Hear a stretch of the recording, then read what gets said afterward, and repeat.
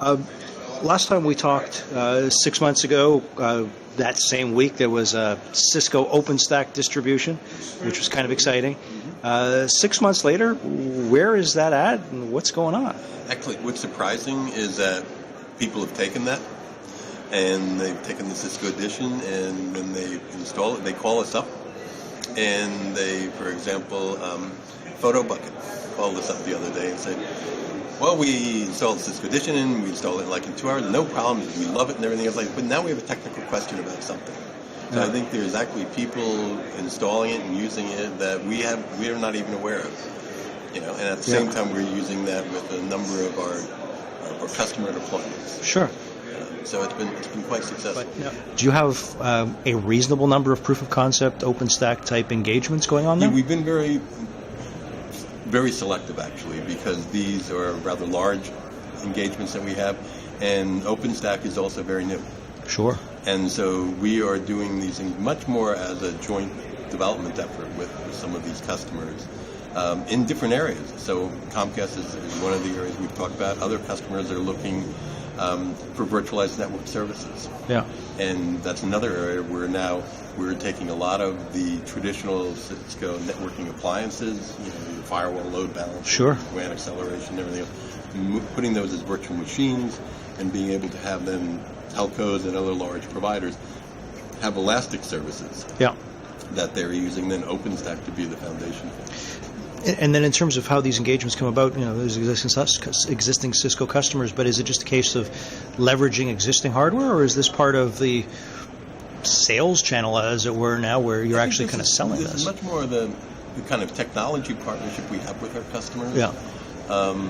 There's a lot moving and a lot changing at the same time. Sure. I think right now we are sort of awash in new technology. Various options in software-defined networking, which exists below an OpenStack. And now OpenStack allows us to connect sort of the applications to take advantage of all of the programmable infrastructure that's being built in the SDN layer. Sure.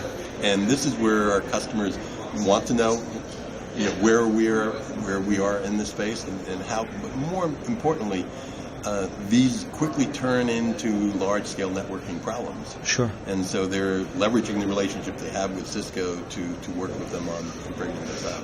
Now, Cisco OpenStack Edition, if I recall correctly, fully open source, it was not necessarily supported technology? That's correct. We made that actually as a contribution back to the community. Sure. It's a lot less of a distribution than it really is taking the community release and adding enough Puppet scripts automation so people could deploy it, and then other open source components so that they can achieve high availability. Sure. And then if I recall correctly, it was also as a way of enabling Nexus 1000V and other Cisco properties. Okay. So we're, with the Cisco edition, we're supporting the Cisco plugin for the OpenStack networking service, which is supporting Nexus and OBS and things like that. Sure, that makes sense. And then going back to the Nexus 1000V question, just so that I'm clear, if I'm a Cisco customer today, I want to run OpenStack on my UCS B-class system, am I good to go, or is there some magic that I need? You are good to go.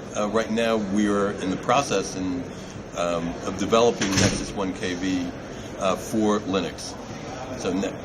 So Nexus 1KB on KVM specifically is what we're beginning to see coming out, and then that is being integrated as a plugin into the OpenStack network service. So then what is the plugin that you're using now? Are you using Open Virtual Switch? So right now we're managing VLANs, and it supports OBS and Linux Bridge.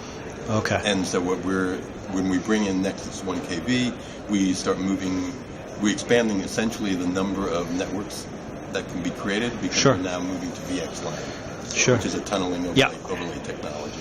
So when we're talking standard VLAN, we're talking 4092, the limit, etc.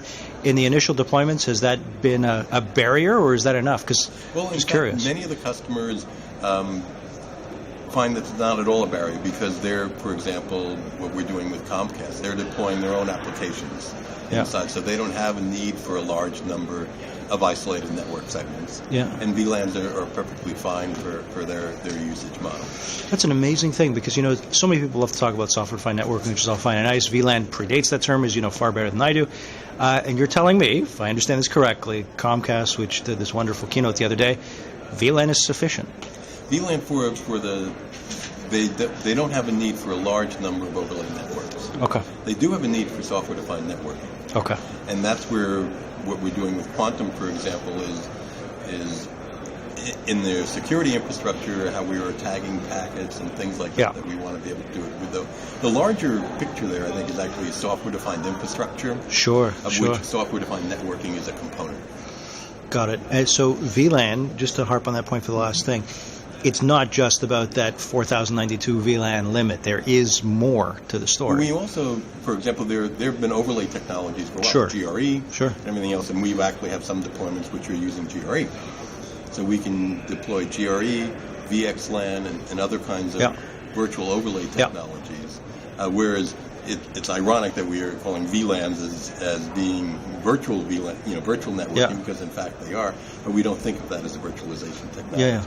But if I want to separate my management traffic and my user traffic, I'm going to use traditional VLANs for that. Now, from a branding perspective, because I know these things always come into play, I know VMware calls software-defined data center. You've got to either have open or software in front. Yeah, there's software-defined data center. I know higher up, Pat Mastery Warrior and some of those other folks like to talk about Internet of Everything, Internet of Things.